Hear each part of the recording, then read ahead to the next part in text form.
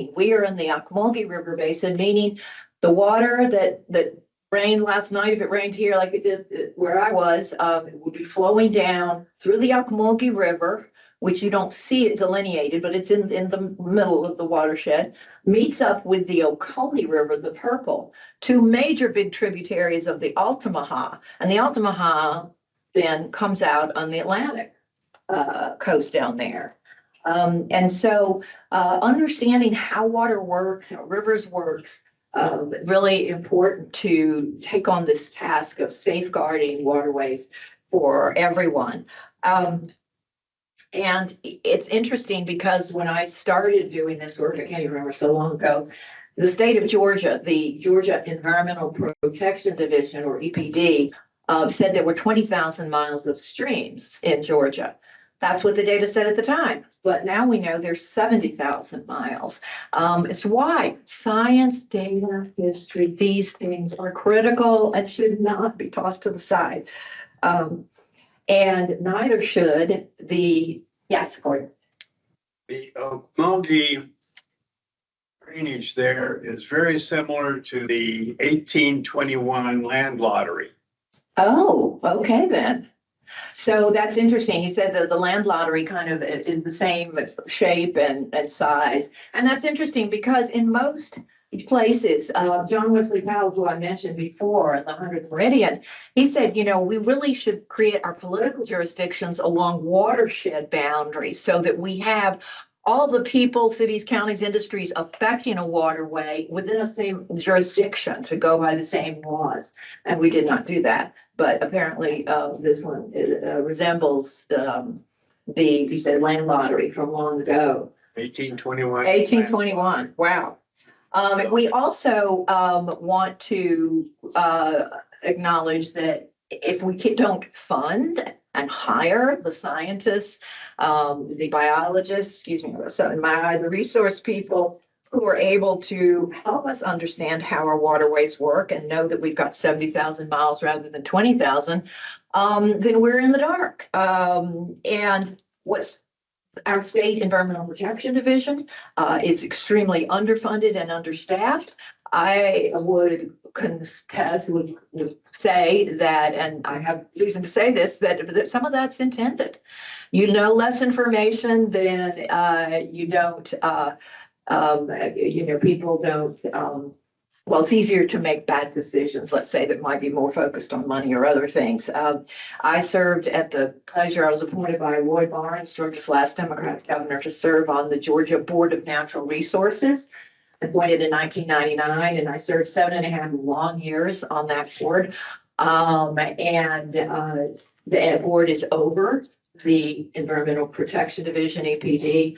And so I have some pretty up close personal experience in seeing how our state has really not done a good job at all in protecting our natural resources. Yes, we have an abundance and there have been great things that have been done, but overall, day after day, the folks who are now on the board that are appointed by the governors are people who are campaign contributors primarily. Not a single scientist on that board, not a single environmental educator, no biologists, no environmentalist, conservationists, and that sort of thing. But I didn't mean to get sidetracked, except to say that having qualified people, it's like we all know, whether it's in a business, nonprofit, academic institution, if you need well-paid, qualified people to get this work done. And so what we've seen in the last 2 months that really gets to me, because I worked for 4 years for the US EPA, Environmental Protection Division. We've seen it going in the other way and with other agencies that I'll talk about in a minute. Quick on this map right here. So now we're just looking at the green Flint River Basin and then the flesh-colored Chattahoochee. And we see that what's called the 𝘊𝘩𝘢𝘵𝘢𝘯𝘵 Chattahoochee Flint River Basin, that land area straddles 2 states, right? So some of it's Alabama. And then when you get to the Florida line, the Chattahoochee and the Flint get a new name when they join, and it's the 𝘊𝘩𝘊𝘆𝘠 River. Anybody been down to St. George Island or 𝘊𝘩𝘊𝘠 down there, Panhandle area? That river starts way up in northeast Georgia. Other thing about that map, you see that red metro planning district. That is just 15 counties and 91 cities, I think, of Metro Atlanta. There are a lot of ways to define Metro Atlanta, but that's one for water planning purposes. And you see it straddles the headwaters, the high up waters of several, 5 or 6, 5 anyway, river basins. Why do you think that might be a problem, particularly for Atlanta as it grows and grows? The fact that Atlanta is located up there in the headwaters of multiple river basins. Yes, ma'am. Say pollution. Well, there's pollution and the pollution, because there are a lot more of us up here, a lot more impervious surface, more people, more industry, more flushing of toilets and more everything. And what about the waterways themselves up high? They are very small because there's not that much land area above them to capture the rainwater to have really large rivers. And you go out, the picture I had, and you look at the Chattahoochee in Atlanta, and it's just a little river sustaining 5 million people. Down here, of course, you've got all land area and more creeks flowing into it and such. And so the river is much bigger. For water purposes, both having enough supply for people in industry and business and having enough to assimilate treated wastewater, Atlanta would be much better located down here, and most huge cities are more at the mouths of rivers where they meet the ocean. But here we are, and of course, Atlanta was located for what? Railroads. And nobody thought that Atlanta would be so huge. And it rained a whole lot, and it just didn't seem to be a problem back long ago. They did, of course, build Beaufort Dam, authorized in the late 1940s. And for Lake Lanier, you've probably been to or near. And the big fight between the 3 states was how much of Lake Lanier can be used for the Metro Atlanta water supply, because it wasn't an originally congressionally designated purpose. The purpose originally was flood control, hydropower, which is an important river use, and navigation, so that the water kept in Lanier, which is the deepest of the reservoirs on the Chattahoochee system because of the terrain, mountainous terrain, that water could be released and come all the way down and allow barges to come up to Columbus, so they have at least 9 feet of water. So here we've got this no geographical boundaries, metropolitan Atlanta just, phew. And, it creates a water management problem. Any questions about the maps before I move on? Okay. Okay. Yes, I know. Long time ago. And I showed this, and particularly young people in the room who look like, what? She looked like that. But how is that possible to get old? So I was very lucky. In the early 1990s, 1993 specifically, I was working at the Georgian Conservancy, but really looking to find someplace that I could get my teeth into environmental advocacy a little more, where a place, and particularly I was hoping to do something with water, where I could really, fight pretty aggressively, legally aggressively, to protect someplace. And I was so lucky because Ted Turner's daughter and her husband, Rutherford Seidel, them right there, they had heard about this Hudson River Keeper in New York, which was the first one that started in the 1980s. And that's the one that the fellow who is now head of HHS, whose name I won't mention, who was involved with for sure. And so they wanted to bring it to our river. They grew up in Atlanta, Rutherford and Laura, and they wanted to have a river keeper program here. And I was at the right place in the right time. My sons were 8 and 12, and I was looking, as I said, for something more where I could really get my teeth into making a difference a little more. And so the thing about being a river keeper, it's a trademark name. There's a Water Keeper Alliance, which is a trademark license name, and there are river keepers, bay keepers, sound keepers. Any kind of water body you've got could have a keeper. But to use that trademark name, you've got to meet certain quality conditions. Each organization, even if it's an organization of just one, there's got to be a person who is the river keeper. So in March of 1994, I became the Chattahoochee River Keeper. And what do you think one might do as a river keeper? What do you think? What's a river keeper do anyway? Isn't the government out there enforcing the laws and taking care of stuff? No? What would a river keeper do? A river keeper organization, let's say. Monitor water quality, that's certainly one thing, absolutely. And we didn't have the money or expertise 31 years ago really to do that, but there was a lot of data out there that was being ignored. And so finding where things are, learning, having a good knowledge of the existing environmental laws at the federal, state, and local level. Really important. So monitoring water quality, what else? Just observing. Keeping an eye on things. Yeah. I wish we'd had drones when I started. They've got them now. They've got all this equipment now. No wonder that's easy for them now. But yes, I didn't even have a cell phone or camera or whatever. But yes, observing what's going on, but a lot of things you can't really see. You can't necessarily see bacteria in the river. I mean, I know when there's been a sewage spill, if you see a milky whitish looking stuff, it hasn't been raining, and you see milky whitish looking in a water body, that's curious. Yeah.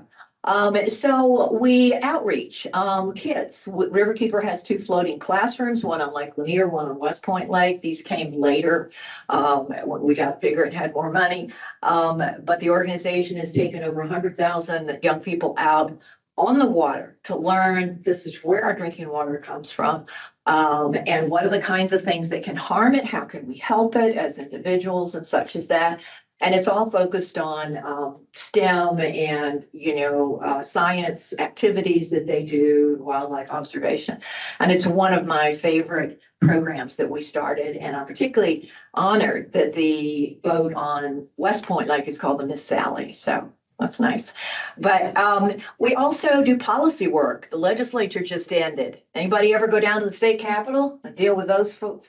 Oh, I didn't mean to say fools, but if you've never been down there, well, just wear good shoes. I have a whole chapter in my book about the legislature. It was not my favorite place. And it's 20 years ago, it was a lot easier to work in a bipartisan way. I mean, for sure on some of these things, because generally folks kind of get public health issues, no matter which side, generally, they used to anyway, or generally understand, quality of life kinds of issues, or the kid being able to go fishing in a clean river, or private property rights. You've got a polluter dumping into a river up here. Well, if I've got property down here on the river, then that's harming my property rights. So it's a whole range of things. And 25 years ago, we worked certainly better. Today, it's extremely hard to get anything done, and even to kill some bad bills. But hang in there. Times may change. Yes. Was this the time that the Republicans were minority and kind of cooperated with? That was that time. Yes, that was that time when they were a minority. But even moving into so Sonny Perdue came in what, 2003, and things started to change, but it really was a little bit later than that, as the committee chairs got put in by the Speaker of the House, and the Republicans had taken over. And the woman from Noonan, who's the chair of the House Natural Resources Committee, doesn't let anything, not even a conversation, not even a vote on any environmental bills, the 𝘒𝘕𝘵𝘠𝘗𝘕 being one. But we'll talk about that later. So anyway, so here you've got the river keepers and water keepers. They all have to have patrol boats. They have to be the spokesperson for their water body. And obviously there's no authority granted by anybody. It is a nonprofit entity, operates like any other nonprofit, your friends group, for instance. But the water keepers are known for taking even more aggressive actions as needed, using the Federal Clean Water Act and other tools, largely as a last result if nothing else works. And so there are now, and I can never remember if it's 9 or 11, but I know it's at least 9 river keepers in Georgia, which I'm very proud of, one on the Flint River. And we're the first one on the Chattahoochee. And so it was a learning experience all along the way, for sure. Not easy. Ted Turner gave us $50,000 to get started. We had 6 board members. Everyone knew the city of Atlanta had been dumping raw sewage untreated into the creeks, not far from my house. I mean, really near my house in Atlanta. I live in Midtown Atlanta, and into the rivers. Everyone had known that for decades, but the Georgia EPD had done nothing about it. Oh, Atlanta's, it's our growth engine, it's too expensive. Can't fix it. The EPA, the US EPA, well, Georgia, that's Georgia's problem to deal with their own city and so forth. So we knew that coming in that we had a really big issue to deal with. We knew there were many things to protect this river, so many things that we've got to do around the watershed. But if we didn't tackle the biggest, most notorious polluter early on, we'd be missing the proverbial boat. So we, as I said, we started in '94. I don't know if I said we had a $50,000 grant from the Turner Foundation. 31 years later, $2.2 million annual budget, 3 offices, so many boats I can't count, staff. I mean, it's like the old woman. I felt like the old woman in an old shoe. And it's like, where did all these people come from? How did we do this? Slowly. But 2 things critical over the years. Lawyers and journalists. Without lawyers and without journalists, no, we would have gotten some nice things. Then we would have had trash cleanups, another thing that river keepers certainly do. And, as I was saying, we do policy work at the federal, state legislature, local level. Do a whole variety of things, a lot of outreach and trying to get people engaged, but lawyers and journalists to tell the story. Reaching back, y'all may remember Charles Seabrook was an environmental reporter. He still writes Wild Georgia in the AJC. He and then other environmental reporters helped put a face on the issue when we became an organization in 1994. And that was that whenever it rained, and sometimes when it didn't, every single thing you see in your toilet went into creeks, through neighborhoods on the north side, south side, into the river. The river from Atlanta down to West Point Lake, about 70 miles, was just off limits. The state even said it was off limits. They weren't going to have any parks there or anything because it would always be a drainage canal, channel, whatever, for the city of Atlanta, because it's a big urban area, and that's the way it is, and it's too expensive to fix it. So we knew that we were going to have to take that on. And y'all remember Bill Campbell was mayor back in the 90s? Yes, a lovely man, not. That was, of course, before he went in the pokey for a few months, but or however long it was.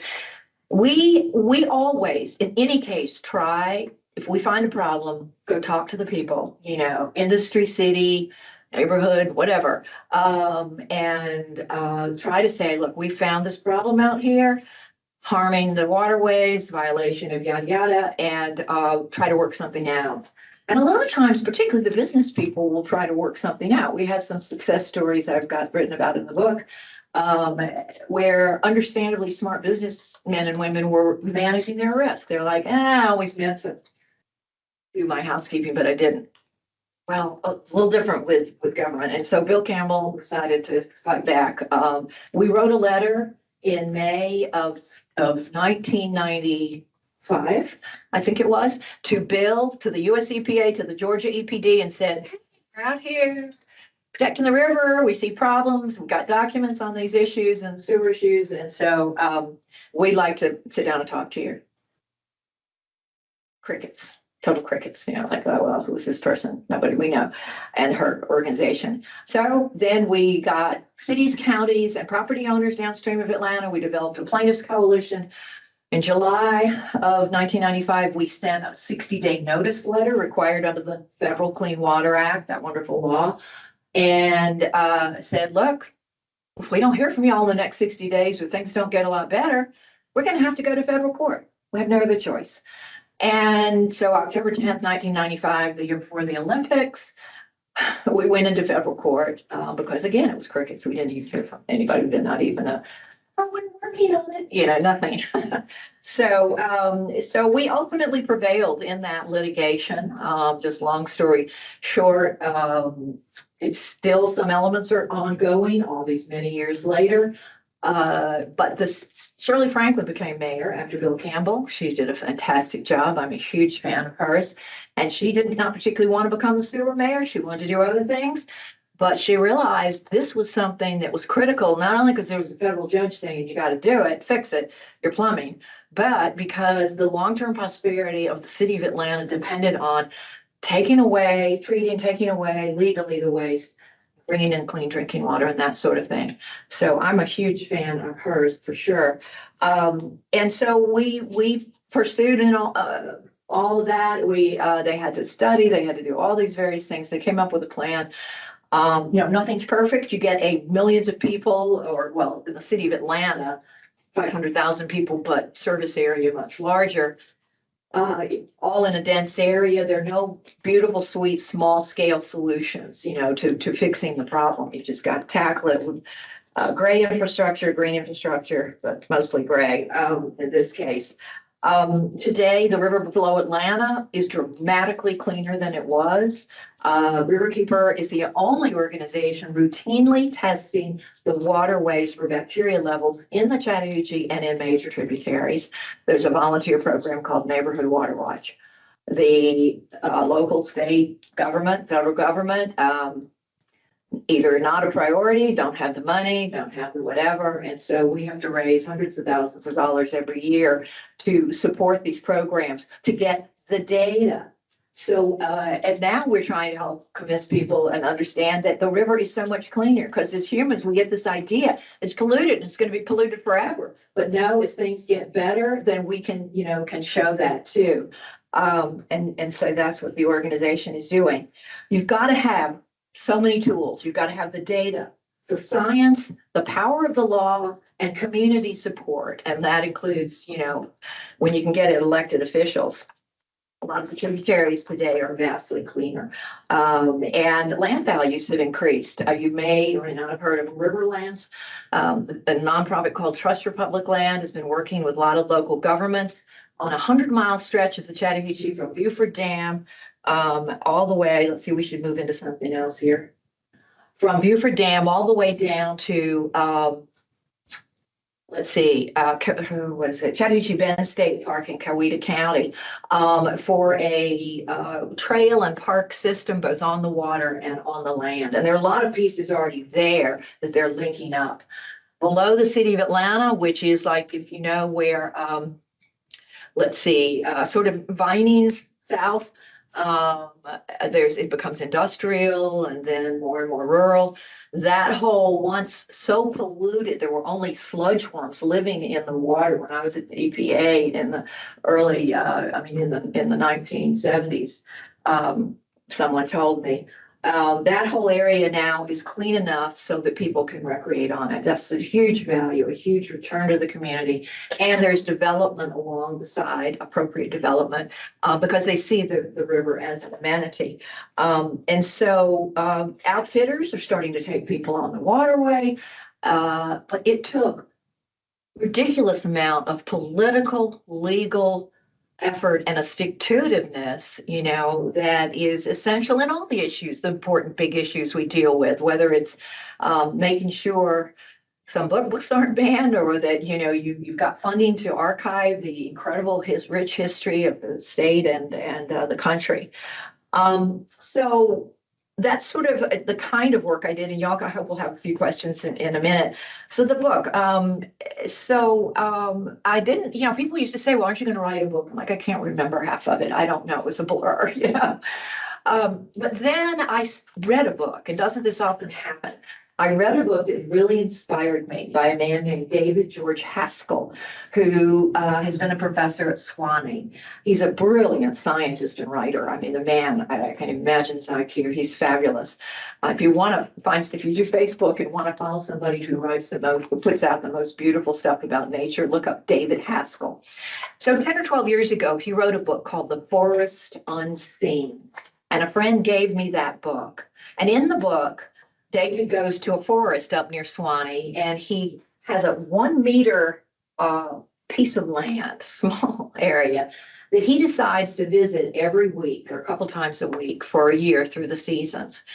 And being brilliant and observant, he sees a lot. He sits, he observes, he looks at the forest, and he writes about this. And you would think that wouldn't make for a 300-page book, but it was absolutely fascinating. And I thought to myself, okay, I have the time now.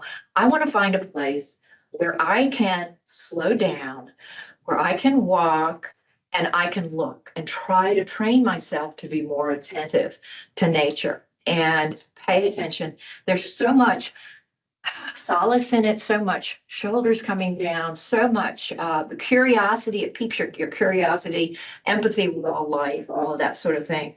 And as Marcel Proust said, the real voyage of discovery consists not of seeing new landscapes, but having new eyes. And so I worked hard to slow down and get new eyes, to unlearn hurrying. And not surprisingly, I found a little trail out on the Chattahoochee in the Chattahoochee National Recreation Area. And these are some pictures from it, where it was this 1.5 mile round trip, easy little hike, really. And it was a trail I'd never been on in the East Palisades unit of the Chattahoochee National Recreation Area. And so I started walking in May of 2019, a while ago, and it became kind of a meditative practice, really. And, at first I was like, okay, what am I seeing? Got to get to the destination. And invariably when I was mostly on my own, it's much easier to really see things. But my goal was to pay attention, to be astonished, to find awe in nature. And I so did. I was for several years after, every single time I went to the same trail, I would see something I had never seen before. And in some cases, I found things that I had never in all my life, hiking, paddling, and everything else, I had never seen before. I'm like, I thought I was an observant person in nature, but clearly I was not. And I describe a lot of this in the book. So it was sort of a coming home to repeat these walks. You see something familiar. Every spring I still go out because I know where this little hepatica plant blooms. It's a spring ephemeral, and I go out to see her bloom, her beautiful light lavender flowers. And particularly in these times, it's nice to know spring comes after winter. There's resilience in nature. And in the book, each chapter starts with a walk at one of my walks, and I talk about the nature of what I'm seeing. And then I transition into a story from my riverkeeping career. And I tell a story that the walk has triggered. And so it's not chronological, which bothers some people, although there's a chronology in the back. But it is like memories floating back and forth. You know, these are not chronological in terms of my walks from May 2019 until 2020, including during the pandemic. 2 months we couldn't even do the walking in the park, it was shut. But the memories, the stories I tell are ones associated with my walking. And I did it trying to find stories that some are legal and political in nature, some are funny, some are alarming. But I wanted to, in addition to hopefully inspiring readers to find their own place, whether it's their backyard or down the street or farther away, to really go and be attentive in nature and look at with this beautiful world we have around us and see what you can learn. I kept seeing things and I was so curious, and the internet, of course, you can just, look things up all the time. Like, what kind of a mushroom is that? And I would walk down this little cabin creek down to the river and find these amazing things.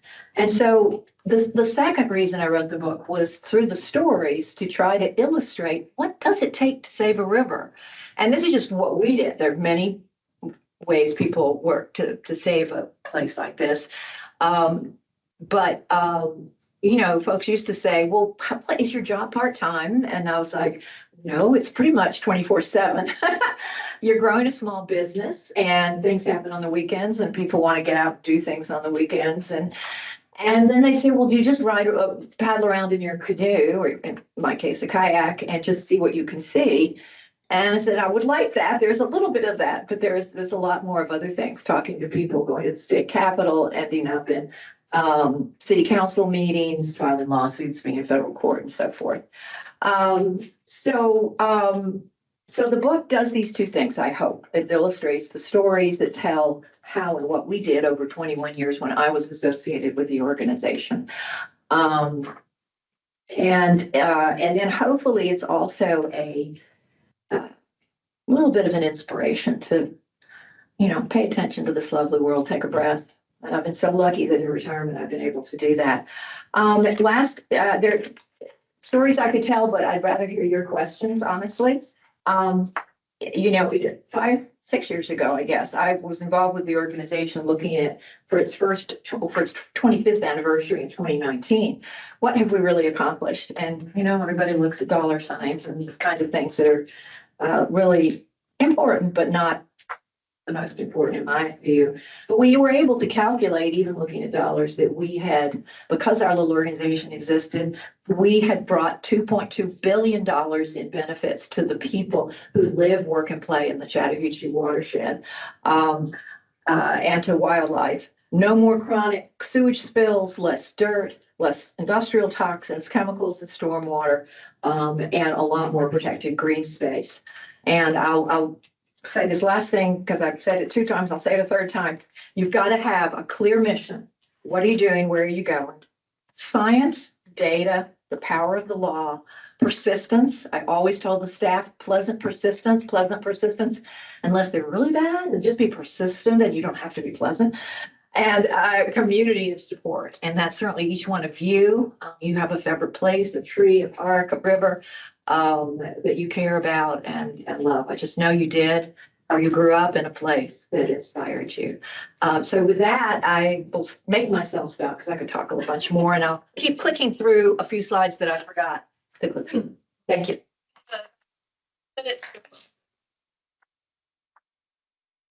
That's my little hepatica, and I just saw her about 6 weeks ago. You can't tell because it's all washed out, but the little blooms are actually lavender. I love that little tiny mushroom, but did not eat it. Yes, ma'am. A couple of questions. One, what was the name of the trust that was from Beaufort down to Coweta County? It's a nonprofit. It's called Trust for Public Land. It's a national organization, and they have an Atlanta office, and they're working with all kinds of partners it's a 20-year vision to build on the federal part the national recreation area, on local parks, and make the connectivity.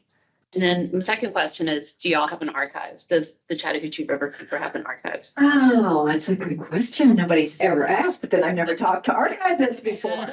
I know that I sent some boxes over, and I think they did this in the last year or two from Riverkeeper of old stuff to the University of Georgia archive over there, to maybe it's the Hargrave archives. But yeah, I was like, ooh, I hope I didn't leave any like notes saying about somebody that they're gonna find years from now, but whatever. That's the kind of thing I'll love, I'm sure. So yes, there is an effort and I tried to inculcate that in the younger staff. It's not always easy. I was like, they were like, why are you keeping all these clippings before you could go on the internet and just pull things down? I'm like, these clippings, are you kidding me? These clippings from, you know, the 60s, 70s, and then when we started in the 90s, they helped me write this book for one thing, and I could never have found them otherwise. So I will say that, and I will give these to University of Georgia. I have at my house a book like this of City of Atlanta clippings that help tell the story of what the journalists were saying, the lawyers were saying, the citizens downstream, Riverkeeper, the City of Atlanta. And so I'm a big believer in what you guys do. Thank you. Other questions? Yes, ma'am.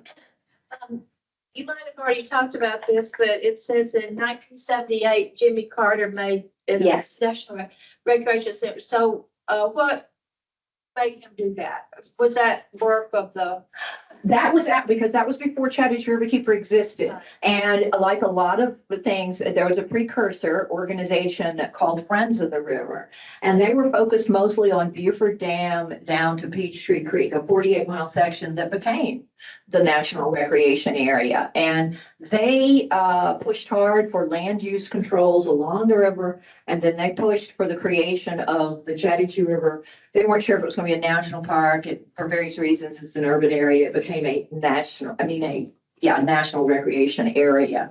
Because you know the National Park Service has national parks, seashores, monuments, historic sites, and so forth. And so that group of folks who I certainly used to counsel me were very helpful in my organization. I knew many of them. I got kind of involved in the 80s and dragged them back to help. But by the 90s, we understood more how watersheds have worked. We were more willing to use the law, the Federal Clean Water Act, to get done what needed to be done. And so I don't know that you could say Riverkeeper is, Friends of the River 2.0. We also expanded throughout the whole watershed. But Jimmy Carter is an amazing man. And there's a little film, 40-minute documentary film called Saving the Chattahoochee that came out. Oh Lord, was it this year or last year? I swear it's so hard to get old. Saving the Chattahoochee, and it's the women who defended the river. And I'm in it, and Shirley Franklin and a bunch of other people, Friends of the River people. You can go online and get it for I think $2.99 or something, and it shows Jimmy Carter jumping off a rock into the Chattahoochee in the National Recreation Area. It's a fun film by a local filmmaker named Hal Jacobs, Saving the Chattahoochee. But yes, Gordon. Another group that does water monitoring is the Sierra Club. Yes. I'm not sure exactly what they monitor it for. Yeah, see, a lot of groups and neighborhood groups do water quality monitoring. There are adopt a stream groups, kids and Boy Scout groups go out. And the main thing that's useful for, honestly, Gordon, is observing, which is what you were talking about, getting to know the creeks and seeing if there is an observable problem. The young man who's now the Riverkeeper and director of Chattahoochee Riverkeeper, Jason Alston, has started 15 years ago, really state-of-the-art monitoring programs. So everything Riverkeeper monitors for is EPA, quality assured protocol. We have labs. We want to have, if we get data and then build the trend data to show a problem, we want to make sure that data is going to be useful and that government agencies have to use it. And adopt a stream and that sort of thing is nice, but it's not of the same caliber, if you see what I'm saying. And a last quick plug I really have to make, along with other things this federal regime is doing, they are looking at stopping the lease for the U.S. Geological Survey in Norcross, the regional office for the water scientists who are so critical to our work. And they have long been part of something called Bacteria Alert Program that started when I was at the organization in the late 90s. And if that, it would save what, $1 million a year or something to close down that office. It would stop critical federal water monitoring, flow and quality at sites all over the state of Georgia. And the program that we started, Bacteria Alert, wouldn't be able to easily function or maybe function at all. It was that program that July 4th, a year and a half ago, we found 20 million gallons per day flowing into the Chattahoochee River near Roswell in Morgan Falls Lake. Nobody else knew about it. Riverkeeper found it because of this monitoring program. It was over the Georgia 4th of July weekend, and people would have been in definitely harm's way. And so, got to have that data. So we're trying hard right now to convince our Congress people to say to whoever's in Georgia up there, don't shut down the U.S. Geological Survey office. Okay, there's more we could talk about, but thank you all so much. And these folks are 25 cash or check or Venmo, and I'd be happy to sign it for you. Oh, there she is. Just a little bit more. Quick, Sally and Shirley. There. Okay, thank you. Yeah.